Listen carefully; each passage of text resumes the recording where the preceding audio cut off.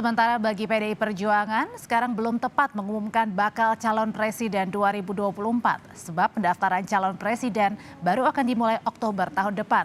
Siapapun yang terpilih nanti jadi bakal calon presiden pilihan PDIP sudah melakukan proses dan bukan memilih figur yang bertujuan meningkatkan suara partai di pemilu. Pernas dari Baitul Muslimin Indonesia. Kita berikan tepuk tangan yang meriah buat Prof. Ahmad. Terima kasih atas berbagai sambutan yang disampaikan yang menjadi keprihatinan kita bersama dan harus kita jawab karena itulah fungsi partai memberikan jawaban terhadap berbagai persoalan bangsa dan menentukan.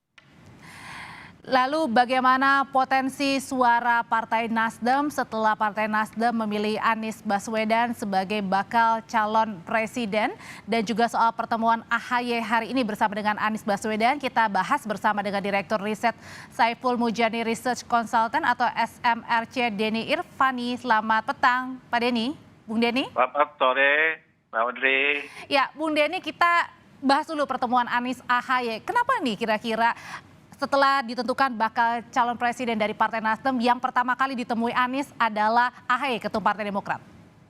Ya, pertama Anies walaupun sudah dicalonkan oleh Nasdem, tapi Nasdem kursinya belum cukup untuk mengusung seorang calon presiden. Karena itu Anies membutuhkan partai-partai lain yang bisa diajak bergabung untuk berkoalisi mendukung Anies.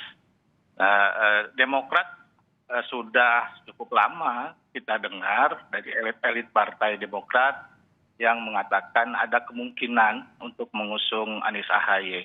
Dan saya kira itu adalah wujud dari beberapa waktu lalu di mana kita mendengar kemungkinan atau adanya aspirasi Anies AHY itu kemudian direalisasikan dalam peristiwa politik pada hari ini.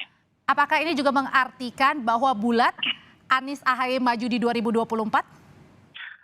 Tentu belum bisa dipastikan ya karena pendaftaran calon presiden kan masih 1 tahun lagi dan dua partai ini belum cukup juga untuk mengusung Anies sebagai calon presiden, masih membutuhkan satu partai lagi paling tidak untuk bisa memenuhi presidensial threshold ya.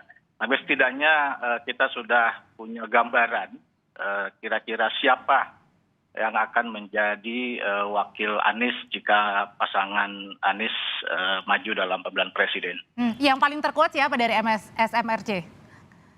Untuk tokoh-tokoh yang ada sejauh ini, kalau calon presiden itu kan Anies masuk 3 besar ya. Ada Prabowo, Anies, dan Ganjar. Nah kemudian tokoh-tokoh yang lain yang juga potensial elektabilitasnya cukup baik itu ada sejumlah nama, diantaranya Gubernur Jawa Barat Ridwan Kamil, kemudian juga AHY itu salah satu tokoh partai atau pemimpin partai yang elektabilitasnya cukup lumayan setelah Prabowo Subianto. Oke, nah dengan pertemuan antara AHY dan Anies hari ini, apakah juga akan mengerus juga partai politik lain untuk bersatu bersama Nasdem dan juga Demokrat? Kita masih harus lihat perkembangan selanjutnya ya. Kalau kita baca dari beberapa perkembangan terakhir, saya kira partai yang paling mungkin untuk bisa merapat ke dalam koalisi Anies dengan pasangannya adalah partai PKS. Tapi kita juga melihat bahwa PKS sebetulnya juga ingin mengajukan tokohnya sebagai calon presiden atau wakil presiden. Jadi saya kira ini masih akan ada komunikasi politik antara partai-partai untuk bisa memastikan siapa calon presiden dan wakil presiden. Baik, kalau misalnya Anies ini sudah dipilih sebagai bakal calon presiden dari Partai Nasdem, akan juga nggak menjadi trigger begitu atau pemicu bagi parpol lain untuk menentukan juga nih bakal calon presidennya? Ya kan sebelumnya sudah kita dengar ya dari Gerindra sudah mendeklarasikan Prabowo sebagai calon presiden. Jadi Anies itu bukan calon presiden yang pertama kali dideklarasikan sebetulnya. Kemudian Gerindra Prabowo sudah berkoalisi, setidaknya menjajaki kemungkinan koalisi dengan PKB. Lalu juga kita melihat ada koalisi Indonesia KIB ya, di sana ada Golkar, PAN dan P3, walaupun memang mereka belum memiliki calon presiden wakil presiden. Oke. Ya saya kira ini bisa jadi akan mendorong partai-partai lain untuk mempercepat kira-kira pencalonan atau keputusan untuk mendukung calon presiden. Tapi memang yang paling menarik adalah ketika Anies Baswedan ini bukanlah kader partai politik ya begitu ya Bung Denny. Tapi yang menarik juga tadi dari pernyataannya Pak Anies Baswedan pada saat pernyataan bertemu dengan AHY. Dibilang bahwa akan diteruskan nanti perjuangan dari Pak SBY. Berarti memang tegak lurus ya bahwa Anies ini memang juga bersama dengan Demokrat nantinya. Ya, Demokrat dalam beberapa waktu terakhir memang kita lihat menunjukkan gaya politik yang lebih agresif dari biasanya, memberikan serangan-serangan politik pada pemerintahan Jokowi,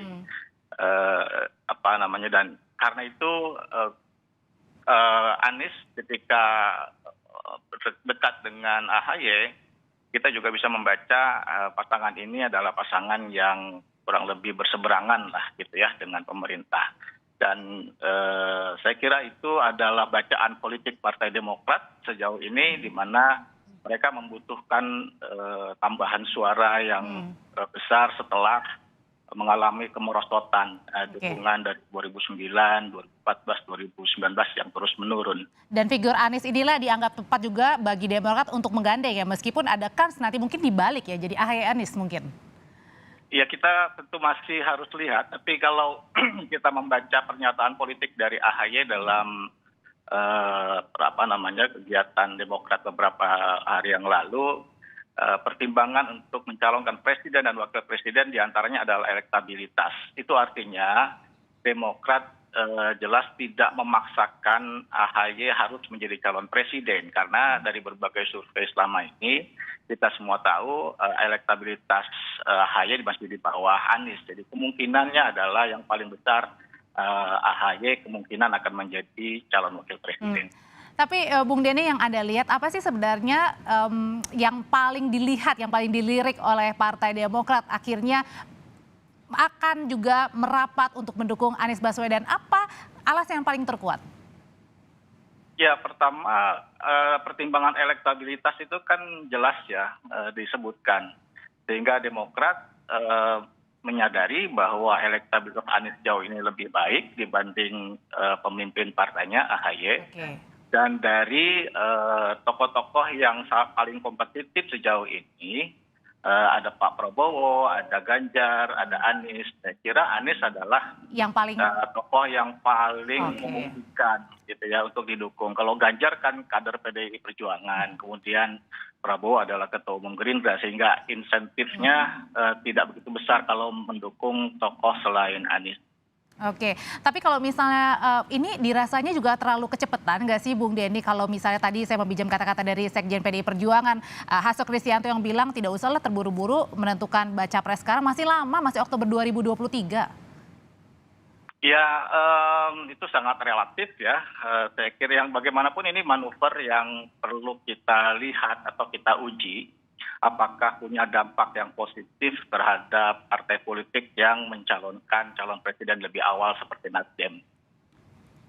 Oke, nah kita bergeser sekarang ke survei dari SMRC. Bahwa kalau tadi Bung Denny bilang untuk Anies jika bersama-sama dengan Demokrat, maka bisa jadi kemungkinannya akan juga menaikkan elektabilitas dari Demokrat. Tapi sebaliknya kalau Nasdem justru katanya jika Nasdem ini memilih Anies, maka Nasdem bakal banyak kehilangan suara di Indonesia Timur.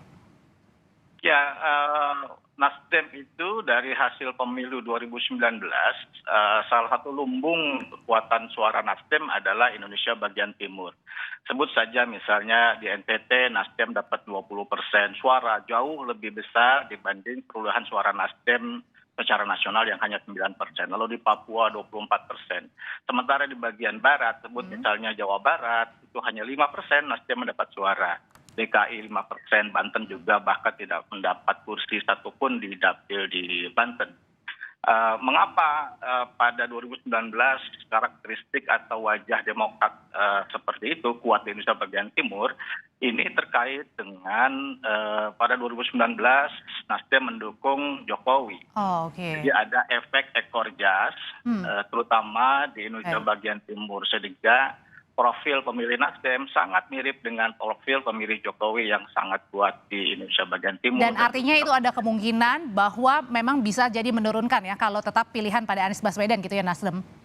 Nah, saya lanjutkan. Kemudian ketika Nasdem sudah mulai dekat dengan Anies Baswedan, ya itu kan kedekatan dengan Anies itu bukan hanya baru ya, walaupun baru diumumkan beberapa hari lalu, tapi sudah setahun terakhir lah kita bisa membaca Nasdem ada kemungkinan atau diisukan untuk mencalonkan Anies.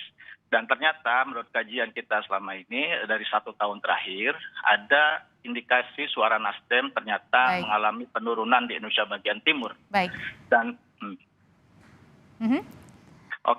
pertanyaannya mengapa gitu ya? Mengapa Singkat, Bung Denny? suara Nasdem mengapa merosot Indonesia bagian timur? Ini terkait dengan 3 hal. Pertama, faktor tokoh. Pemilih Indonesia Timur sangat mendukung Jokowi, sedangkan Anies sejauh ini dipersepsikan berseberangan dengan Jokowi. Yang kedua, faktor agama. Pemilih Timur Indonesia di bagian timur sangat kuat non-Muslim, sedangkan Anies dipersepsikan kurang dekat dengan pemilih non-Muslim sebagai efek dari pemilihan gubernur DKI. Ketiga adalah partai ID yang lemah ya, masyarakat Indonesia. Sudah kami tangkap, Bung Denny. Ya, jadi Partai Nasdem akan banyak kehilangan suara di Indonesia bagian timur jika tetap memilih Anies Baswedan, tetapi bagi Partai Demokrat akan bisa menggerus elektabilitas jika tetap bersama dengan Anies Baswedan di pemilu 2024. Terima kasih Direktur Riset SMRC Denny Irvani sudah bergabung bersama kami di Kompas Petang.